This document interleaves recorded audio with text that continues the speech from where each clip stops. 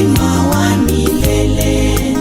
Unayo maneno ya uzima wa milele. Écoutons l'évangile de Jésus-Christ selon saint Marc.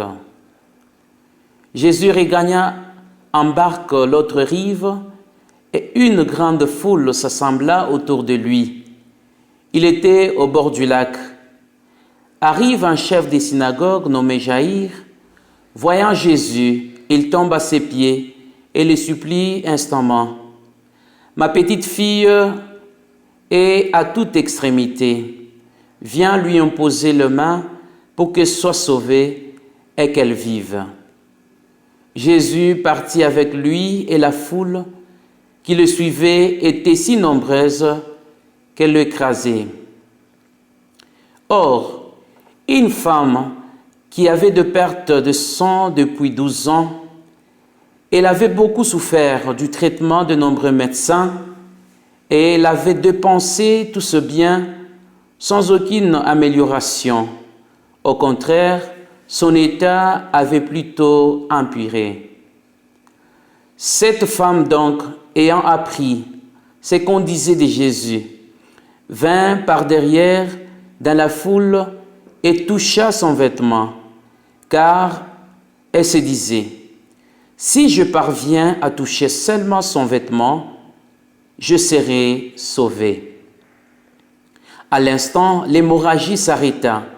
Elle ressentit dans son corps qu'elle était guérie de son mal. Aussitôt Jésus se rendit compte qu'une force était sortie de lui. Il se retournant dans la foule et il demandait « Qui a touché mes vêtements ?» Ses disciples lui répondaient « Tu vois bien la foule qui t'écrase et tu demandes « Qui m'a touché ?»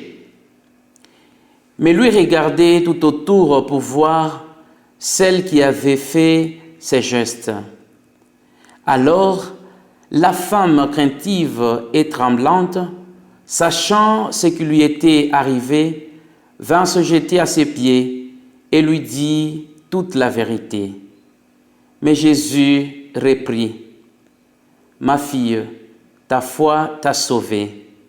Va en paix et sois guérie de ton mal. » Comme il parlait encore, des gens arrivent de la maison de Jaïr pour annoncer à celui-ci, « Ta fille vient de mourir. À quoi bon déranger encore le maître ?» Jésus, surprenant ces mots, dit au chef de la synagogue, « Ne crains pas, crois seulement. » Il ne laissa personne l'accompagner, sinon Pierre, Jacques et Jean, son frère. Ils arrivent à la maison du chef de synagogue. Jésus voit l'agitation et des gens qui pleurent et poussent des grands cris. Il entre, il leur dit, « Pourquoi cette agitation et ces pleurs? L'enfant n'est pas morte. Elle dort, mais on s'est moqué de lui. » Alors, il met tout le monde dehors, prend avec lui le père et la mère de l'enfant et ceux qui l'accompagnaient. Puis il pénètre là où reposait la jeune fille. Il saisit la main de l'enfant et lui dit, « Talita koum », ce qui signifie « Jeune fille, je te l'ai dit, lève-toi ».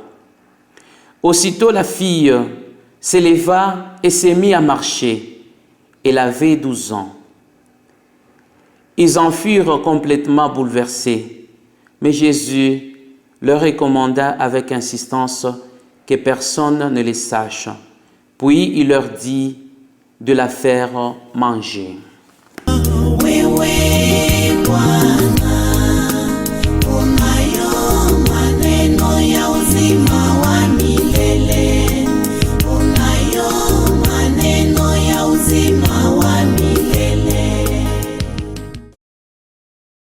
Frères et sœurs, nous poursuivons notre chemin d'une manière ordinaire avec Jésus. Et aujourd'hui, nous célébrons le 13e dimanche du temps ordinaire de l'année liturgique B. Et en ce jour, nous apprenons que Jésus est réellement notre Sauveur. Frères et sœurs, Jésus est notre Sauveur. Nous devons l'annoncer, nous exhorte Paul VI. Il est le centre de l'histoire du monde. Il nous connaît et nous aime. Il est le compagnon et l'ami de notre vie. Paul VI poursuit son exhortation en disant « Je n'en finirai jamais de parler de lui. Il est la lumière, il est la vérité, bien plus, il est le chemin, la vérité et la vie. Il est le pain, la source d'eau vive qui comble notre faim et notre soif. Il est notre berger, notre chef, notre modèle, notre réconfort. » Bien sûr, Jésus est notre réconfort, frères et sœurs, car il est le premier à prendre soin des malades, des affligés et de tous ceux et celles qui souffrent. Et aujourd'hui, il se montre compatissant à la souffrance de Jaïr, chef des synagogues, en ramenant sa fille de la mort à la vie. Par un geste de toucher à son vêtement, il fait arrêter l'hémorragie de cette femme qui avait de perte de sang depuis 12 ans. Frères et sœurs, Jésus sauve toujours. Par notre foi en lui, il nous donne la guérison du corps et de l'âme. Nous devons alors affirmer notre foi en lui, à l'exemple de Jaïr, un chef bien respecté dans sa société, mais s'est confié à Jésus pour guérir sa fille. Une telle foi doit nous accompagner, frères et sœurs, et c'est un signe fort pour toute personne qui se croit supérieure dans la société. C'est un signe très fort pour tous ceux et celles qui ont le pouvoir de diriger les autres. Il y a un moment qu'il faut savoir s'arrêter et dire « C'est le Seigneur. Moi, je ne suis qu'un simple serviteur, un instrument. » Frères et sœurs, ne soyons pas alors arrogants, ni tout-puissants dans votre vie, malgré votre rang social, car il y a toujours un moment où la faiblesse, la maladie ou la mort vous rendront impuissants et du tout, la fierté exagérée de votre propre personne disparaîtra pour toujours. Soyez plutôt humbles et demandez toujours l'assistance auprès du Seigneur, auprès de celui qui sauve, car Jésus sauve. Ayez la foi en vous, à l'exemple de cette femme qui avait de perte de sang depuis 12 ans.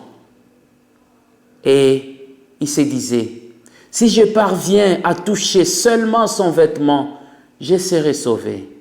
Encore une autre foi qui témoigne de la grandeur de Dieu. Quelle grande foi de cette femme, à l'instant même, l'hémorragie s'arrêta et elle ressentit dans son corps qu'elle était guérie de son mal. Frères et sœurs, nous sommes tous malades. Peut-être par manque d'affection, par manque d'amour, de patience, de paix, de justice. Nous sommes malades, notre monde est malade. Et peut-être c'est une maladie aussi corporelle qui nous accable. Et si c'est le cas, si toi aussi tu es dans cette situation, aie tout simplement la foi et dis à Jésus, « Seigneur, dis seulement une parole et je serai guéri. » Et Jésus, lui, qui voit tout dans le secret, de ta grande aussi foi, te rendra la vie, car la joie de Dieu, c'est un homme vivant.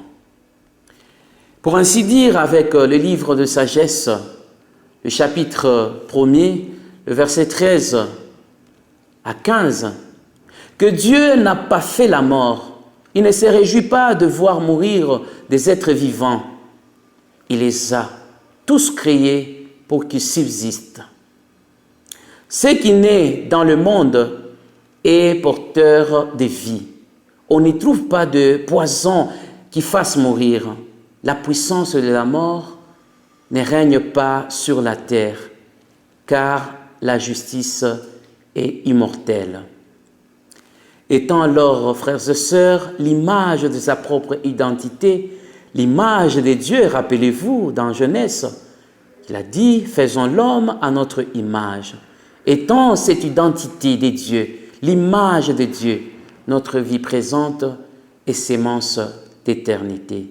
Prions que le Seigneur lui-même, qui guérit et qui continue à guérir, puisse guérir le monde, puisse guérir nos maladies, puisse aussi soulager nos peines et nous redonner encore de la paix et de la justice, et plus spécialement de la joie dans notre vie. Restez toujours fidèles à sa parole et bon dimanche à tous.